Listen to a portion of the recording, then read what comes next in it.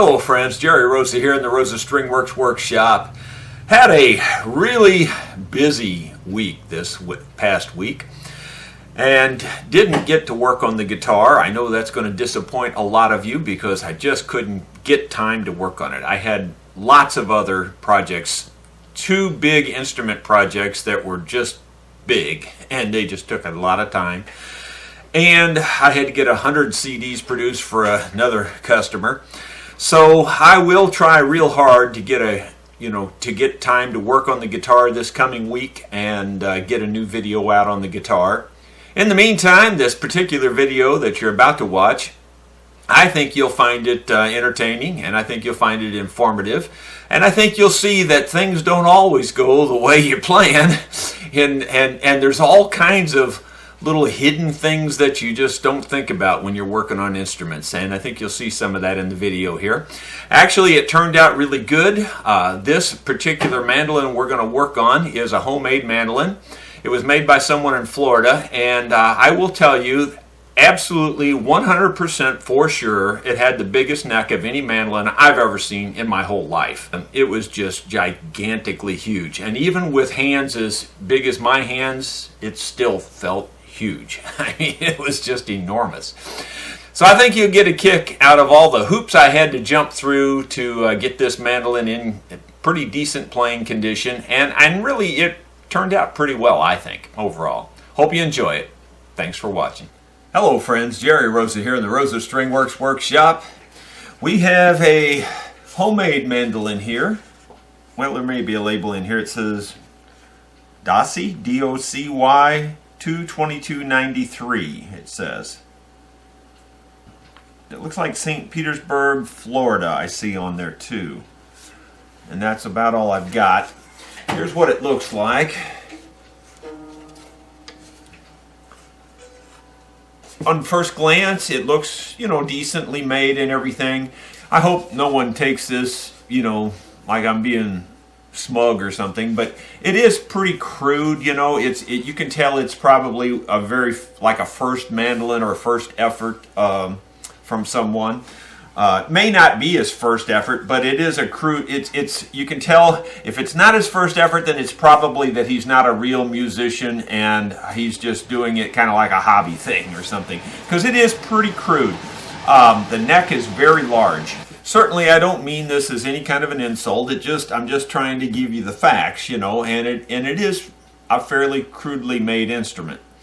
The neck angle is pretty steep in that, at least in relationship to the top, because the top's not very arched. It's fairly flat for an F-style mandolin, and so that means it's got a pretty high bridge on it. And that's not too bad. It puts pressure on the top, but there is a diminishing point of return anytime you're raising that bridge up. You'll get it to a certain point and it will start to sound like you're playing in a barrel. It doesn't punch and push the sound back out. It starts to shuffle the sound around and it starts to sound like you're kind of playing in a barrel. So I don't know, I haven't played this one yet. I just took it out of the case. Don't even have a clue what it sounds like. It may sound awesome. I don't know. The neck is really, really huge. It's just chunky, heavy, big, heavy neck. I like a larger neck myself because of the larger hands, but this is really large. And the peg head itself is incredibly thick, which will give your instrument more sustain. Having a heavy neck and peg head will give the instrument more sustain, generally speaking. But in this case, it's overkill because the posts are really just barely sticking out of the peg head. It's certainly fine. It'll work. But if you put more than about 2 wraps on the post, then you're going to be, kind of doubling itself over. The wire will be going over the top of the previous round there if you go any further than that. Something I didn't notice till just this moment is that it appears to have a 0 fret. That is kind of differently made. I'm curious about the intonation now with that and everything, and we're going to have to play this the way it is before we do anything to it and see what it's like. So here we go. Well, I got her tuned up. Let's see what she sounds like. This neck is awkward feeling. It really is. And it's very square too. There's no roundness to it. I don't know if you can see how squared off it is. It just basically comes down square like a board. Got a little round to the back here, but it just feels very, very awkward. I tell you, it sounds real good at first sound. I mean, I really don't find the sound objectionable at all. It sounds pretty decent.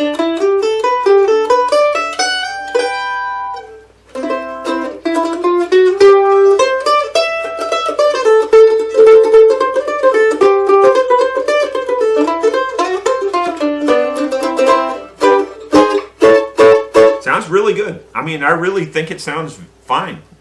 Don't see anything wrong with the sound. So let's just check intonation to see if that's all good. Okay, there's your G open. Here's your 12th fret. Boy, pretty darn good.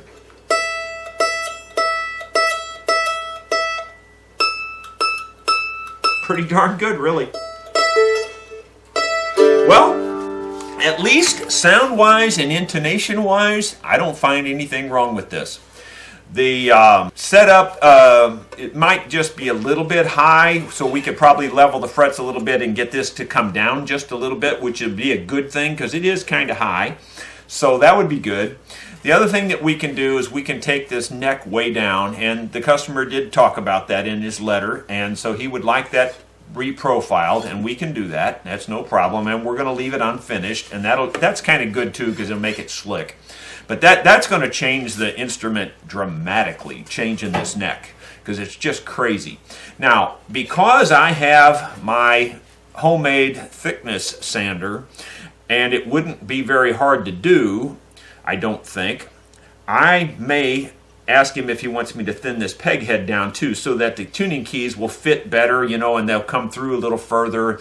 We don't have to go crazy here, but thinning it down another at least 1/16 of an inch would be a good idea, I think. At least that. You know, get it down to a manageable number. Let me just see where it's at right now. It's pretty darn big.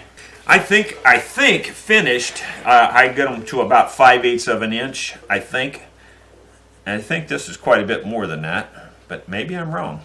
This is, well, you could just call it 700 thousandths. It's almost 700 thousandths.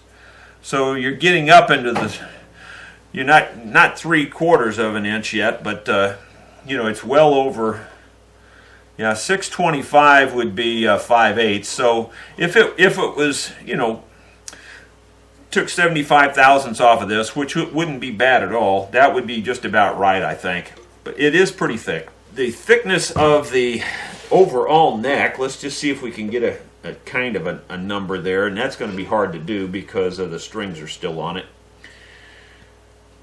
It's pretty big. It's well over an inch through this way. It's well over an inch from the top of the fretboard to the back. Yeah, considerably over an inch. Width-wise this way, it's probably not too far off. It's, well, it seems maybe a little wide that way too. It's inch, it's pretty close to inch and 3/8. It's over 300 thousandths, inch and 320 thousandths. So it's getting up there. It's pretty big. But anyway, if we work on this neck and this peg head, a little bit on the fretboard, I think this thing's going to be a really nice mandolin.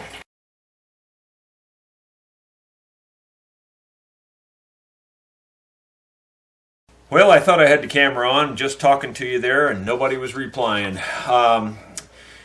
I've taken the hardware off the peg head. Because the fretboard's on here, that leaves a lip that will get caught on the planer if I slide it through. So I've just two-way taped a little board on here just to give me something to slide on as I slide this into my thickness sander. And that should work just fine.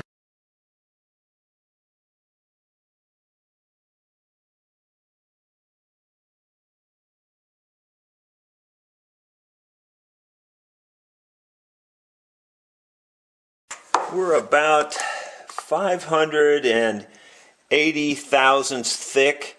I'd like to see that down to about 560 thousandths. That's just roughly you know,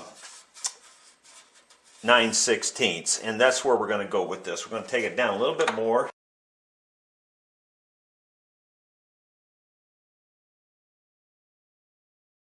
We're down to around 550 thousandths. That's plenty good. That should be just fine.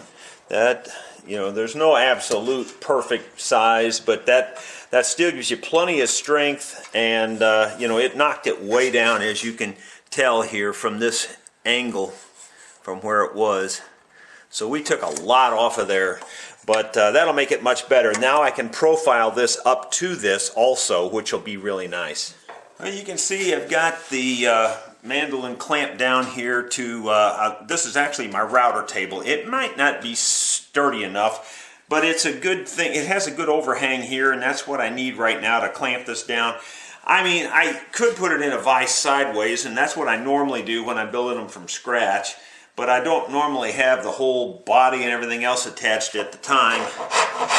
You just, no time to, you know, you don't have to think about it, you just start doing it. I'm taking a very coarse rasp first. This is very coarse, because we need to remove a lot of wood.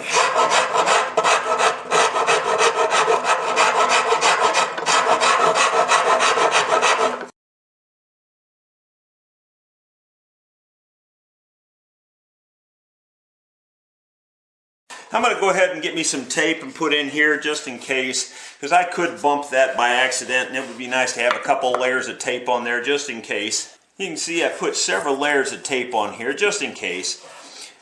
This thing's still huge. I don't know if I should switch to a lighter file yet or not, but right now it seems pretty big.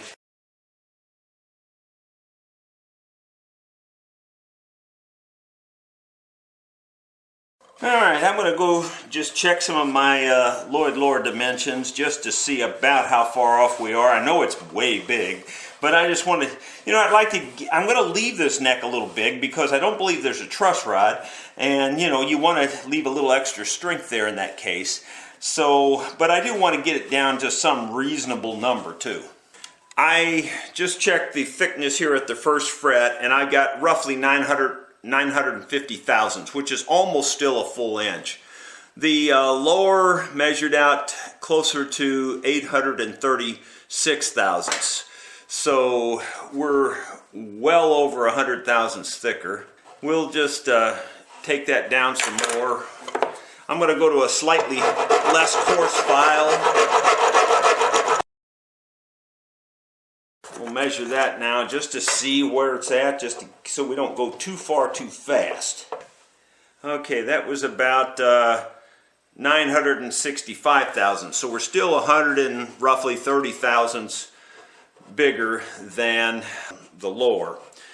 I'd like to get that down to about 75 thousandths bigger than the lower, something like that. Yeah, it took quite a bit off there that time, so let's just see where we're at. Okay, we're at 940 thousandths, so we're still about 100 thousandths thicker than the lower. So we're going to take off some more.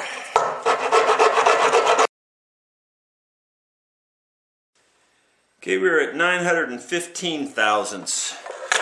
Keep in mind the lower's at 836, so we're still quite a bit bigger.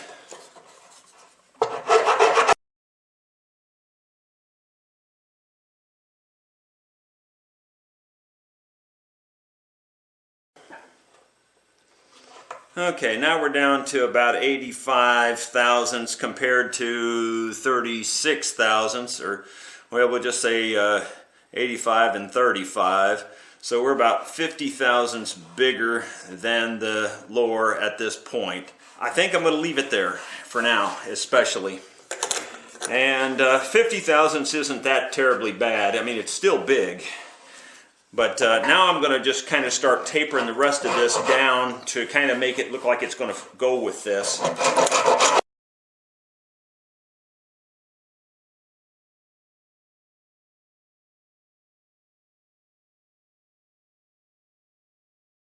This is actually a double cut file. If you don't know what that is, you might want to Google that to see what it looks like.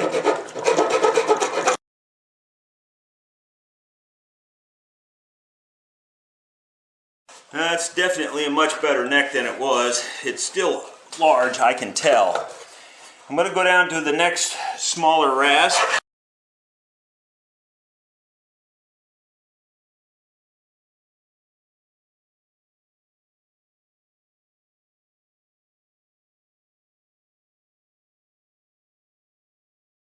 Well, I think I'm going to quit on that right there for a while. I'm going to take it to my desk and back to the workbench, and I'm going to just feel it a little bit. I'm going to take the scraper to it. I think I can probably take most of the rest of it off with a scraper, but I may have to resort to the file some too. So we're going to do that and see where we're at. Well, even after all of that filing, which I took off a lot of wood, trust me, I would still say if this came in just like this, I would say, boy, that's got a really big neck. And it really does. So you can imagine how big the neck was before. It was unbelievably huge, unbelievably huge. I'm going to work on the details of it though here at the bench because I don't want to get ahead of myself and do something that I would regret. You only get one shot at this. So what I'm doing now is I'm going to try to contour this up into the binding so that the binding is absolutely the widest place.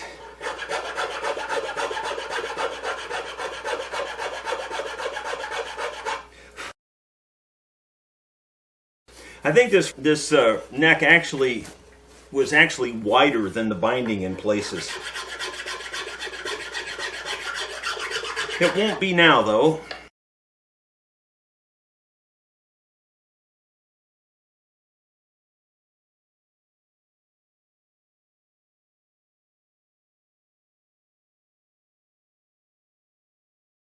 Okay, at least it feels sort of like a mandolin neck now. I do think it's still a lot wider through here than most are. Let's just see if we have some comparative numbers there. The width of the neck, including the binding on a lower, is 1 inch 90 thousandths right by the nut. 1 inch 90 thousandths. This is 1 inch 300 thousandths. So it's 210 thousandths wider here than a lower would be. So we're never going to get this to feel like a Lloyd lower neck at all. But I don't think that's the goal. The goal is just to make it feel better and playable, and it sure doesn't feel that good right now. So we're going to take off some more because it's just still real huge.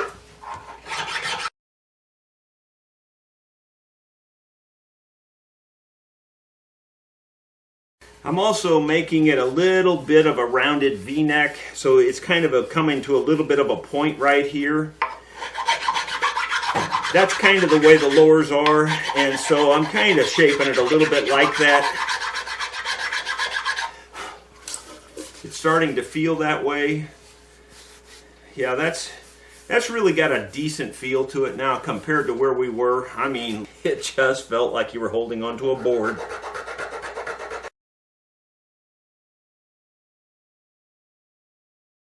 I'm trying to blend it now so that we've got a nice blend from here up to the peg head. You can see everything used to be at least this high, right where that high spot is. Everything was that high before. So you can see we took off a ton here and really a ton here too. But I'm beginning to think we're getting close, at least to what we can do with, you can only do what you can do with what you have to work with. And so we're working on it and trying to make it work out. But because of the extreme width of the neck anyway, we're not going to ever get it down to where it really feels like a small neck. I really think it is really seriously starting to feel halfway decent. So I'm going to go to the scraper now, start doing some of the detail up around the scroll up in here where I can't get with a file very well. And I'll just pull it back to me.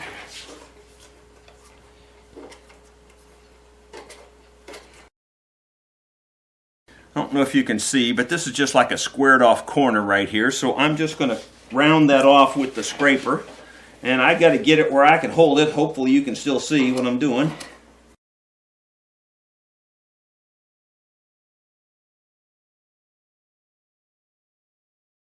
That's starting to look halfway decent. It's a very wide heel here, so there's only so much you can do with that too.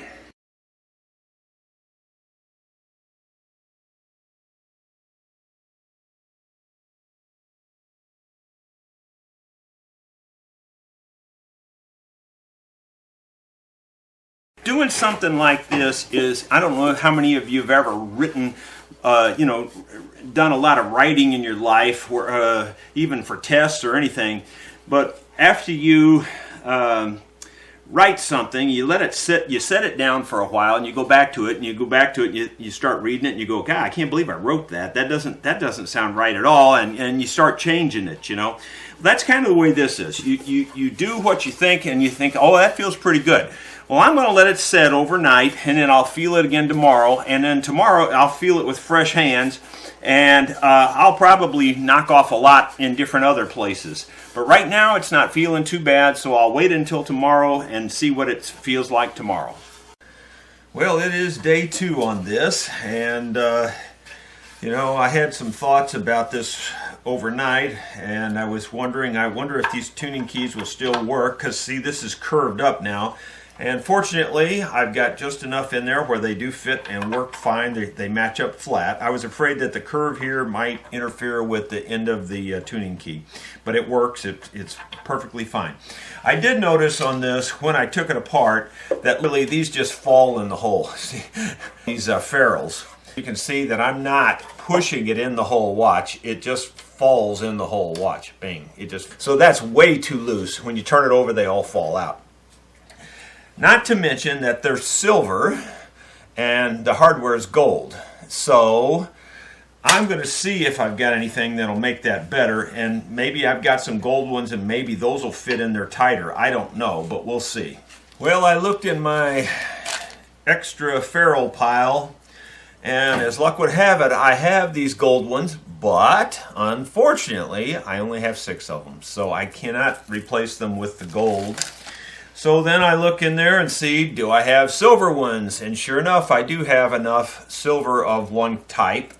Fortunately, they don't go in the hole. In other words, I can't force them down in the hole. So with just a little bit of work, we can ream these holes out. And then these will fit in there snug and tight like they're supposed to, and guide the post like they're supposed to. So you can see they do fit the post. He already had silver on there anyway, so I don't see a conflict of putting silver ones in there to replace it. Certainly look better than, you know, what he had, and especially work better, because those other ones were just loose, flopping around. They weren't really providing the guidance to the post like they're supposed to. So that's what we're going to do. We're going to make those fit. You know, no good deed goes unpunished. So as I got to trying to fit these up, I thought, well, some of them fit and some of them don't. What's up with that? And it turns out that I have 6 of them, that the shank on these ferrules measures 310 thousandths. I got 6 of them that measure that way. Then I got a bunch more that measure 325 thousandths, or 326 thousandths technically. So it turns out I got 6 of them that measure 310. I've got 2 here that measure 325. So I got to drill 2 more different size holes for these 2 to make everything work. The outside and the look of them is identical, and the outside part of the ferrule that you're going to see is identical. So it's just the internal hole, and it's just the way it is. Like I said, no good deed goes unpunished. You would not believe how hard I went through drills to find one that matched this, and I still never did find one I really liked. These fit, and they fit snug, but they're not tight. But they're not loose either, so they almost fall out, but not quite, so they'll just do. I was wondering where you have to press them in there just a little bit, you know, but I couldn't find that bit. So anyway, I tried metric, I tried machinist bits with letters, I tried everything. So that's the closest fit I could make on those 2. So now I just have to keep them separate from these so I know where they go. My goodness, how complicated should it be? Okay, we're going to work on this frets. I can see these frets have been filed flat before. They weren't recrowned after they were filed, so I'm going to lightly file them and see if they're flat. Before I even do that though, I always look down it and to see where the humps are and things. It's pretty flat, but there is kind of a hump right in here. So, and you can tell they filed quite a bit right in there. So, and I can feel it instantly. There, you can just feel the file grab right there.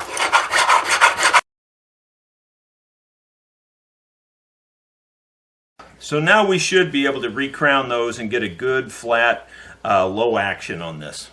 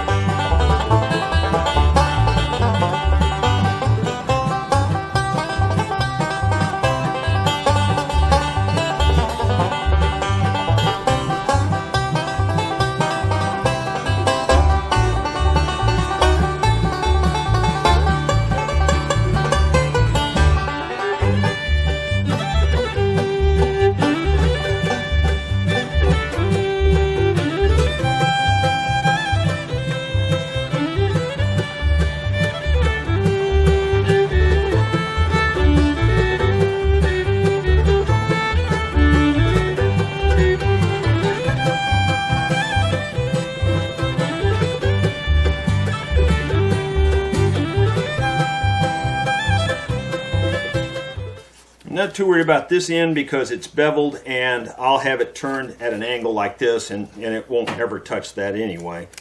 Just getting this last little bit right here.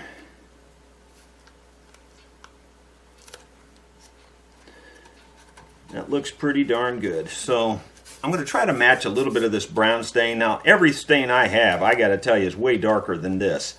So I'm going to dilute it down with a lot of alcohol and just get in the ballpark. It's not going to be a perfect match, I'll tell you already.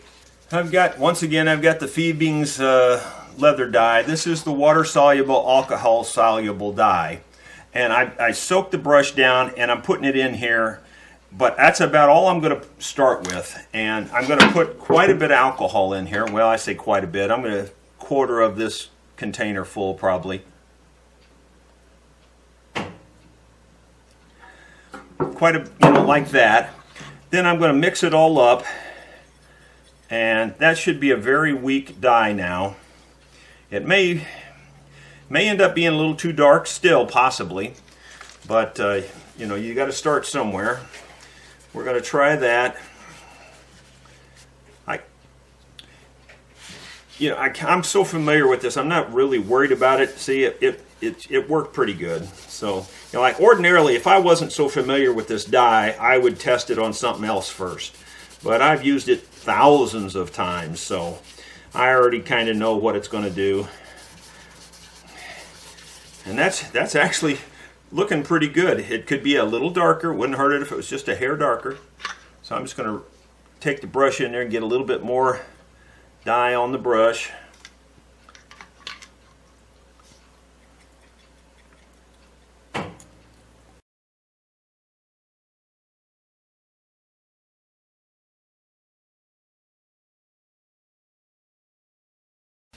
Okay, we're going to call that good enough. I know it's not exactly the same, but at least it'll have a contrast to the white neck and back to this. So, I think it's going to be fine. It's certainly in far better shape than it was when it got here, so we can certainly say that.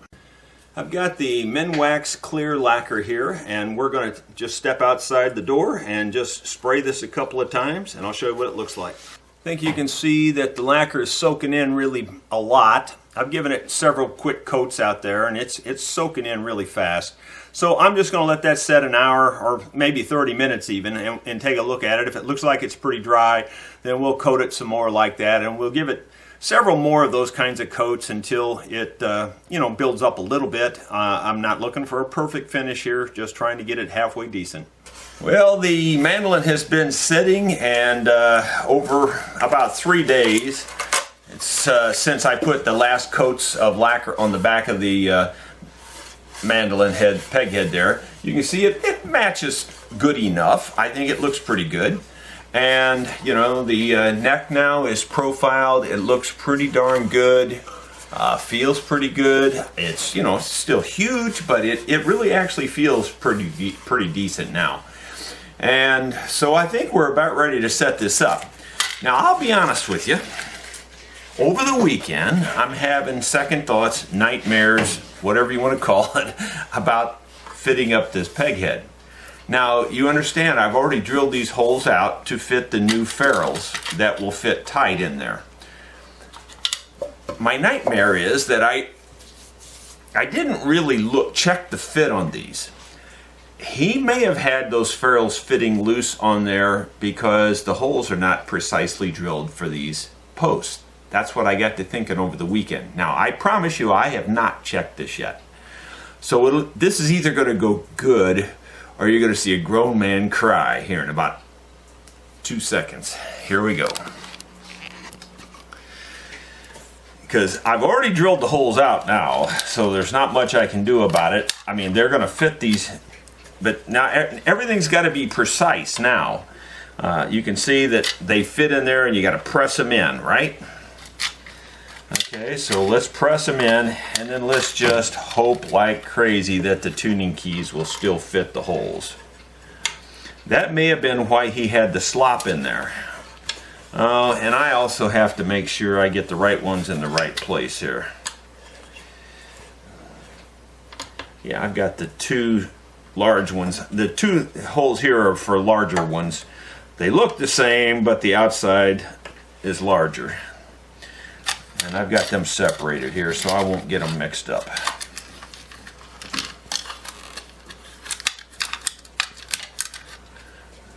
See, these will just fall down in the hole if I put them in there, so they have to go in these lower holes right here. And they fit in there perfectly. They're just real nice and precise, like they should fit. They fit in there good and tight. They won't fall out if you turn it over. Now we'll put the two that are oversized up here. Now they don't fit quite as snug, but they fit. They're snug, but they're not as snug. Okay, so they all look the same basically. Now, will this fit? And I really have my doubts. I just hope that he drilled them that precise. Oh, we got lucky. Like I said, you were going to see a grown man cry. At least on that side they fit. And they fit on this side too. It did pop that one out there, but I think it's salvageable. Yeah, they're not perfect. I can tell they're not a perfect fit up, but they're not horrible, so they're going to work. Oh my goodness. That's such a relief because I was really concerned about that. But now they look so much better.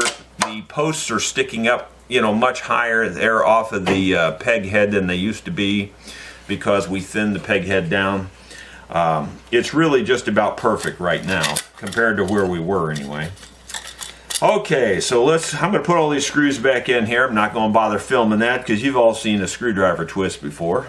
One thing I noticed when I unstrung this mandolin is that the strings had stuck down in the grooves here, and you never want that. You never want the strings to stick down in the grooves. You want it to be able to slide in freely, and it doesn't have to be loose, but you just don't want it to bind at all. And especially in a case like this where the slots are deeper because you have a 0 fret. So we're going to open up these slots because they're just way too narrow. I've got some nut files here and we'll just use those and make it work. I can do it with my little saw too. Either way, whatever works best. But in this case, these will work just fine because I'm just wanting to open up the slot. I don't know. Now that just happened, it chipped. Can't win for losing sometimes. So it chipped the nut off here. It's much higher than it needs to be. I'm going to file it a little bit. If I can make it look okay and still use it, we will. Otherwise, we'll make a new one.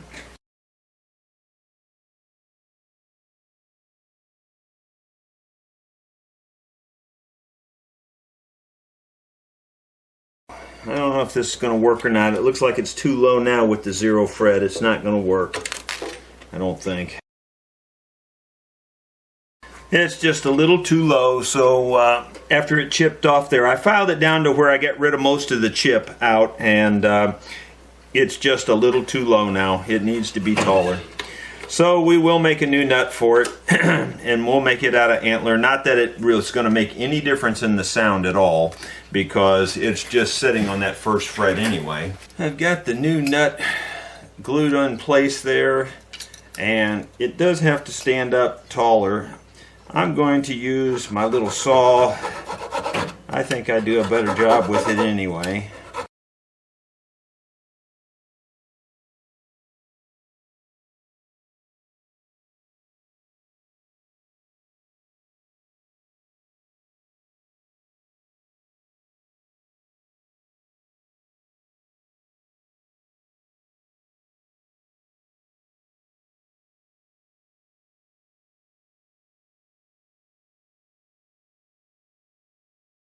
Well, we got the strings back on her. The action's good. Let me just double check the intonation here real quick, because I didn't check that again, but I think it's okay.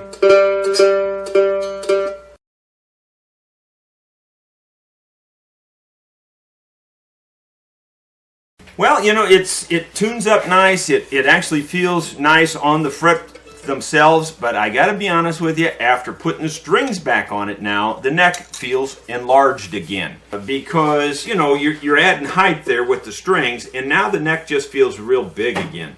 But honestly, I don't know what I can do about that. I think because this neck is so wide, it's just going to feel that way. I mean, yeah, I could make it skinnier through here, but I really don't want to do that because there's no truss rod in it. And the strength on this comes from the depth this way. And I don't think I'm too far off on the depth this way, but it's pretty wide is the problem. So, you know, I don't know. I just don't really want to take it down much more. But compared to where it was, it's like vastly different. It's the difference between a rugged old beat-up pickup truck and the finest Cadillac coming off the line. It's drastically that much different. It's just because it just felt huge and just like a big board there. It was square, but now it's at least profiled and trimmed up and smooth, and you know, it just feels so much better. But anyway, it's pretty decent.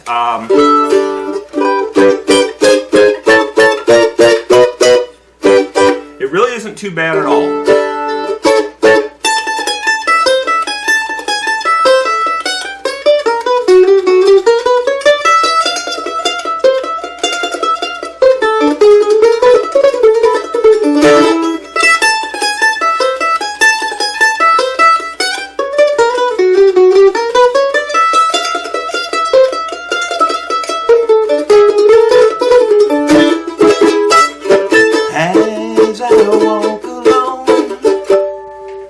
Stop right there, because YouTube's bots are going to catch me if I go any further and they'll demonetize the video, and they may have already caught it at that point.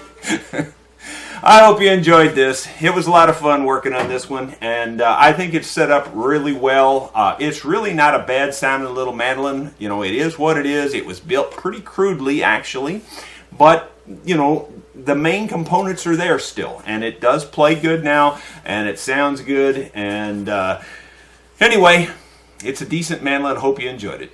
Thank you.